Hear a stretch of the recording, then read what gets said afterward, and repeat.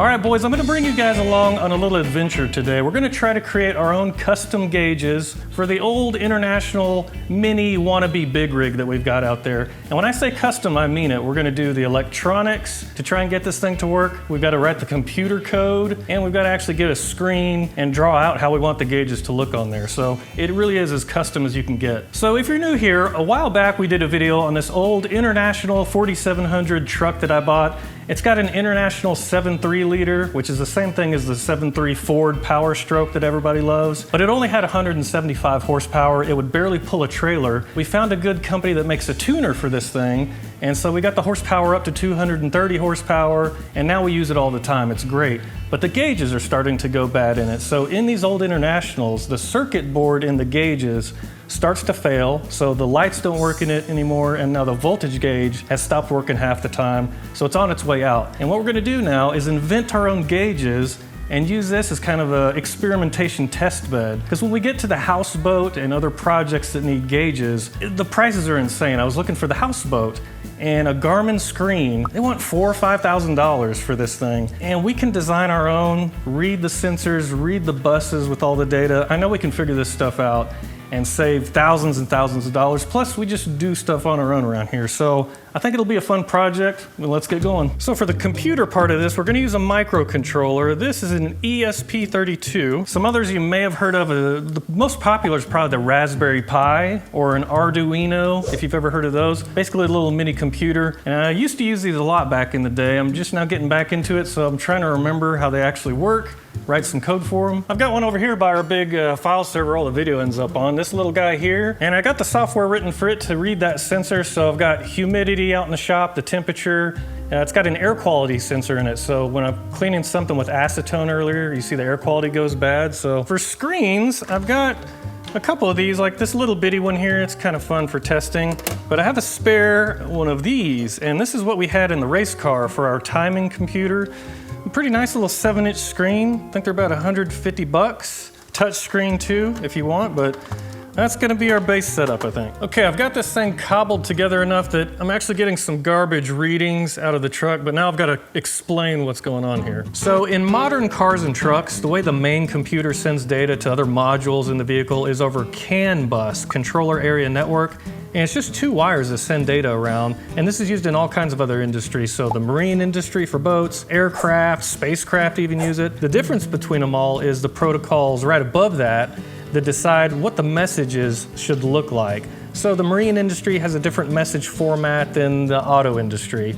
But the good news is you can take a little CAN module like this and a microcontroller, and people have written enough code out there, you can combine these two and read stuff off of your car. Now for our old International out there, this is pre-CanBus days. It still uses 2 wires for the computer to talk to different modules, but it's just different. So this is an RS485 to TTL module, and the standard back then was called J1708. It's a little different, but we got the module to do it. So I got a connector. For the truck, it's different than what you're used to in your cars nowadays. This is a 6-pin, and I cut the end off it, and I've got our 2 wires there running to our module, and I'm getting data off of it. I've written enough code that I'm actually seeing some stuff. So initially, I was getting data like this, just gibberish. This is a hexadecimal, but it means we were getting data off of the 2 wires here, so it is reading something. So here's what I've learned. No one cares about this old standard, these old trucks and construction equipment, because nobody's written any code out there to decipher all the messages off of this thing. If they have, I cannot find it anywhere. Meaning, in this data here, if we could decode it, stuff we want is in here, like the RPM is in here somewhere, the oil pressure, the coolant temperature. I just don't know how to decode it yet. And the Society for Automotive Engineers is the one who maintains this standard for messages. They came out with this thing in 1988. That's how old this standard is. And they want $200 for this PDF, but we needed it, so we got on there and we paid the $200 to get this PDF. But what it does is help decode all of the different messages. So I spent like 2 hours going through this PDF and pulling out all the information. So every number, what that description is, Is it a sensor that we care about? And then the math that we're going to have to do to get the reading. And half of this stuff is in the metric system. So it's like kPa instead of PSI, or liters or kilowatts. But they use Fahrenheit for the temperature for some reason. So it's a mixture of metric and imperial. But now it's late, it's dark out, the truck does not fit in the shop here, so we'll try in the morning hooking this thing up, and we'll keep at it. Won't you take me to the other side? Let me go when I'm high. Won't you take me to the other side? I put him mama on a whim, won't you let me ride? I better slow down before I wreck, driving on the river's edge. My mama says I come back home, but I can't keep them running fast, burning up the years, grass on Uncle Sam's dirt road. Won't you take me to the other side? Let me go when I'm high. Won't you take me to the other side? I put a mama on the wheel, won't you let me ride? All right, good morning, boys. I've got our contraption here plugged into the truck. Let me show you what we're currently getting. So I go key on, and it's gonna start scrolling stuff here. And you can see, let me stop it. There we go. So we're picking up the data and it's decoding some of it, but you can see some of these it says checksum good, and then others it says checksum bad, you suck. In my code I always like to kind of berate myself if there's an error, so it's usually worse than that. But when it says checksum bad, you suck, it means something is corrupt in this message. It's not a full message, or part of it has been corrupted. And I've been messing with it for a while. I don't think it's interference or anything like that, even though this wiring looks kind of crappy here. I think it's something wrong in my code, possibly. I drew this up because I think it's something with the timing between messages. So the way you have to detect a new message is you monitor the bus and you wait 1250 microseconds, and that's the minimum time period until another message can be sent on the bus. So if you just wait that a period of time, you can consider the previous message complete. I figure what we could do, get the oscilloscope out, time these messages, and see if it is 1250 seconds or 1250 microseconds between messages. I gotta take this out to the truck since the truck doesn't fit in here, and I've got to remember how to use it because I don't get to use this thing very often. But if this isn't a good use case for it, I don't know what is. So, okay, I'm still logging, oscilloscope key on. Let's see if we start getting anything. No, getting absolutely nothing. Oh, I think I've got us in the wrong spot. I need to be on the transmit side of this board. Okay. You're receiving on this side, you're transmitting on this side. Okay. Let's try it again. All right, we're getting something.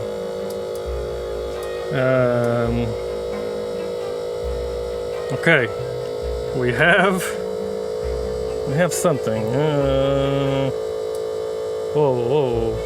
Okay, I gotta find a way to pause, get more on the screen and pause and take like a snapshot of this. Whoa. There's all the messages coming in. Whoa. Save to USB. Saving. All right, come in here where we can see for a minute.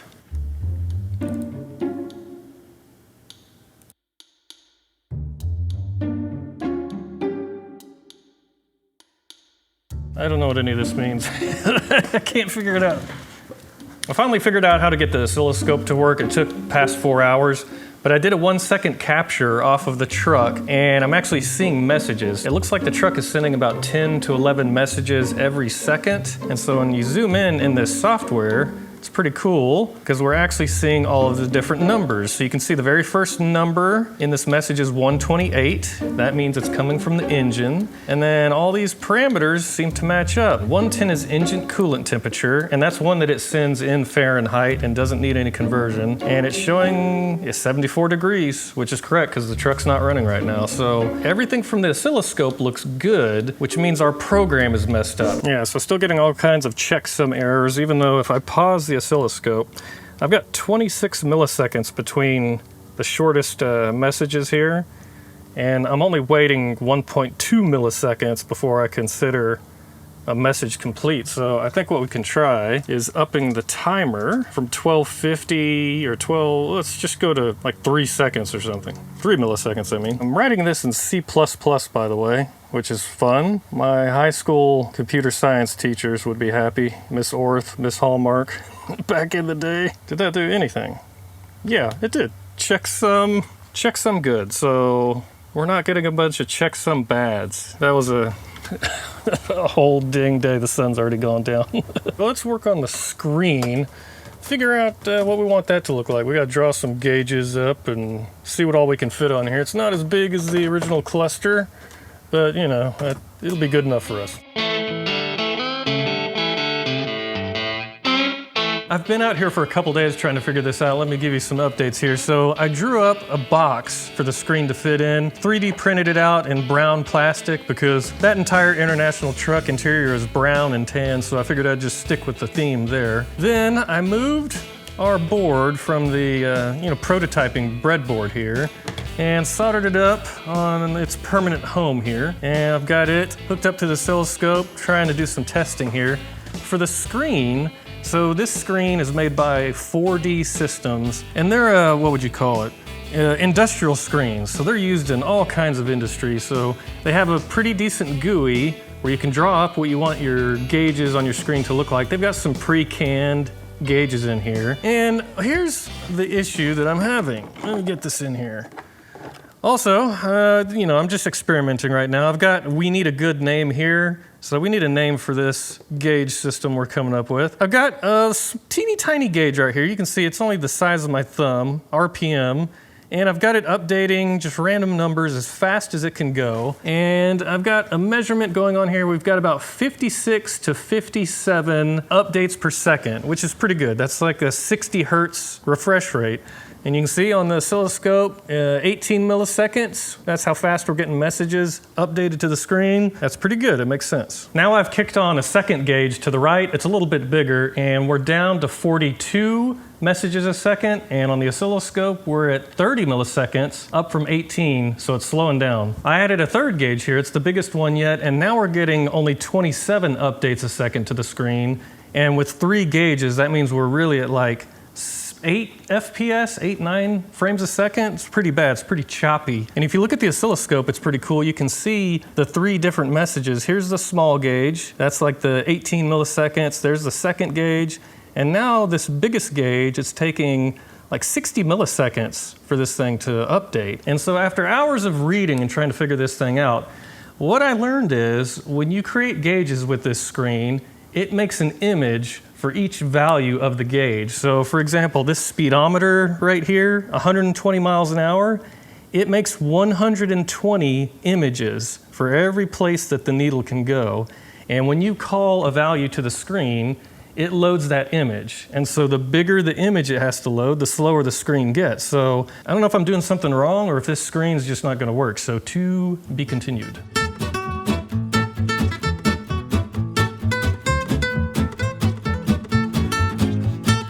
All right, I think I've cracked the code. Are y'all ready? Do a reset, here we go. One moment. And look at that. I did hours and hours of Googling and finally found a post from someone at that company that makes this screen back in 2020. And this guy here, he mentioned that there is a type of gauge that you can use that only updates just the needle on the screen instead of the whole gauge. And so now with that in, we are 110 roughly messages per second with these 2 big gauges going. Look at the oscilloscope, it's going crazy. So we're at roughly 7 to 8 milliseconds between messages. So that's perfect. That is plenty of messages per second. The gauges don't look as nice with this type of gauge, but they update quick, so I'm gonna go with that. So I think now I just need a few days to draw up some gauges on this screen that look halfway decent. And then even though we can get It looks like 110 messages a second into the screen. We don't want to send stuff like oil pressure 10 times a second because the ECU in that truck only sends oil pressure, water temperature, stuff like that once a second. So we'll restrict messages like that to maybe once a second. Things like RPM that it sends 10 times a second, we'll try to do 10 times a second to the screen. And then maybe we'll have smooth RPM, and then gauges that don't need to move as much, we'll slow those down a little bit. So I've got my work cut out for me, so we'll see what happens.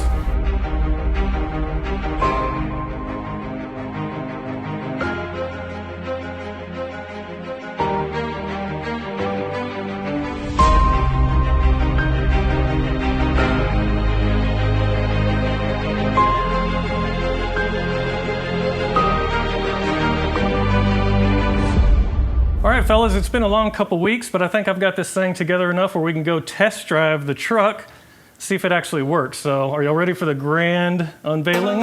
Okay, so I've got the box mounted behind the dash here, and a gentleman on another video told me about these add a fuse little deals here. I'd never used these before, but they go in where a normal fuse goes and lets you basically add a circuit, and you can still keep the original fuse in there. So I've got the screen taped in to our 3D printed box, and that's taped to the dash right now. It's not permanently mounted just in case I want to move it. You know, it's kind of over here on the left. That way it's not directly in my line of sight. I think that might work out pretty good. So when I go key on, here we go. Are y'all ready? A friend of mine came up with a name for it. Let's see, here we go. The International Truck Scanner, or TITS system. So I picked 6 gauges that I thought I would want to see all the time, you know, RPM and speed, and then water temperature, oil pressure, voltage, things like that. Drew that up on the screen. I put this goofy background on here, and then I've also got cruise control here. I don't know if that works yet. We'll find out when we go drive it.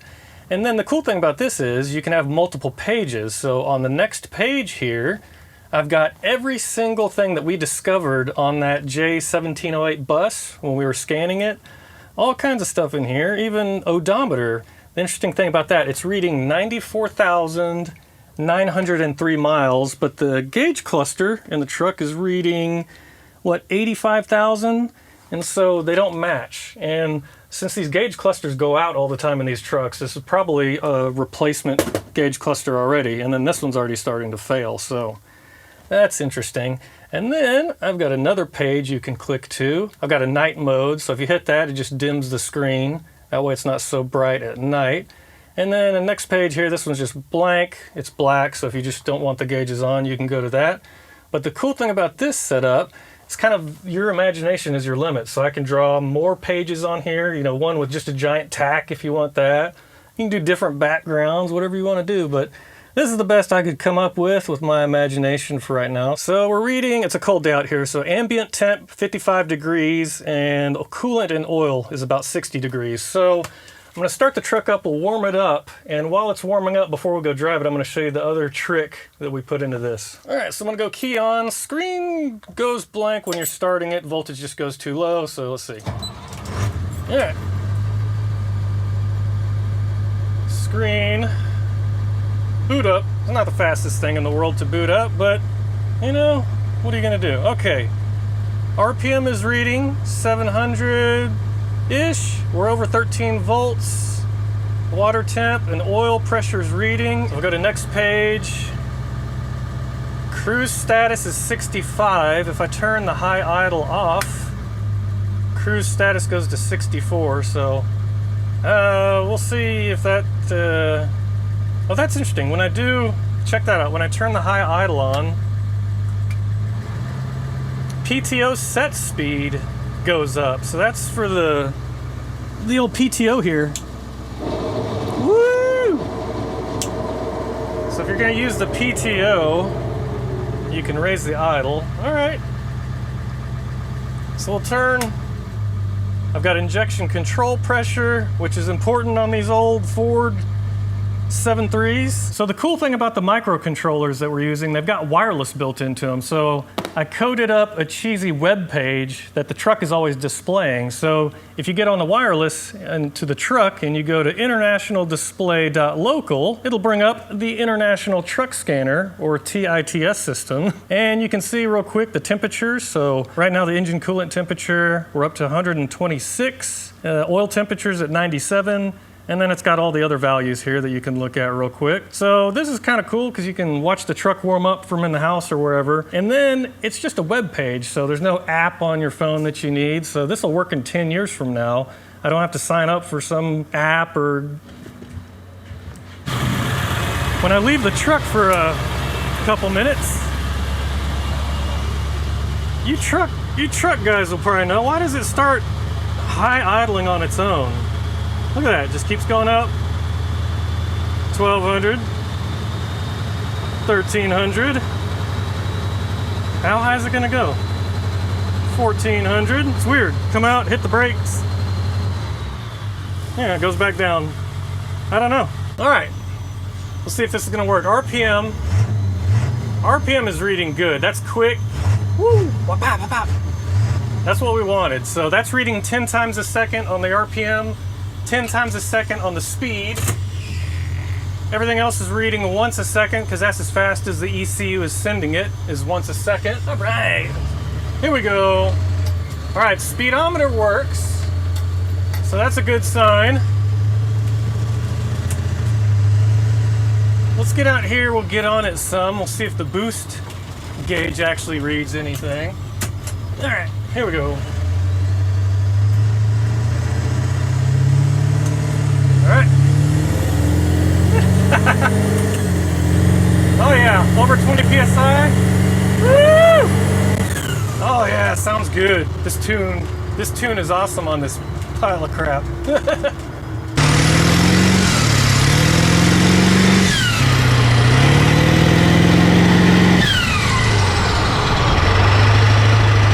All right, let's try, let's see.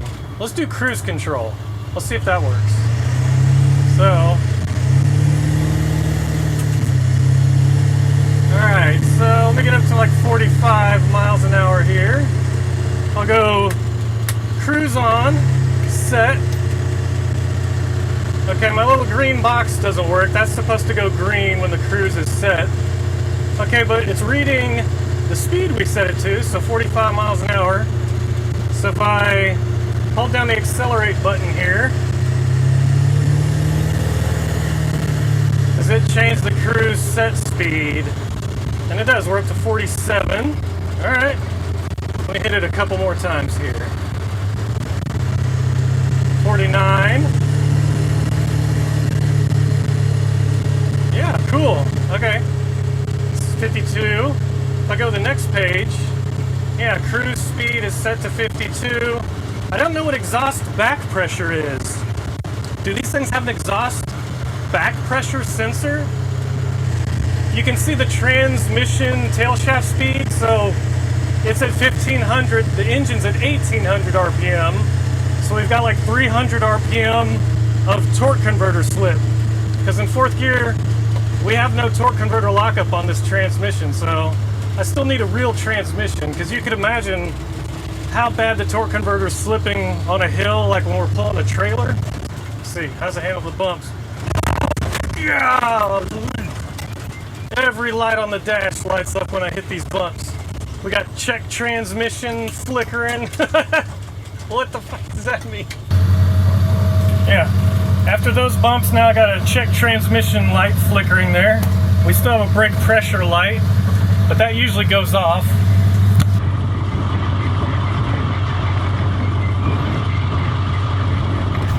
All right, that's it.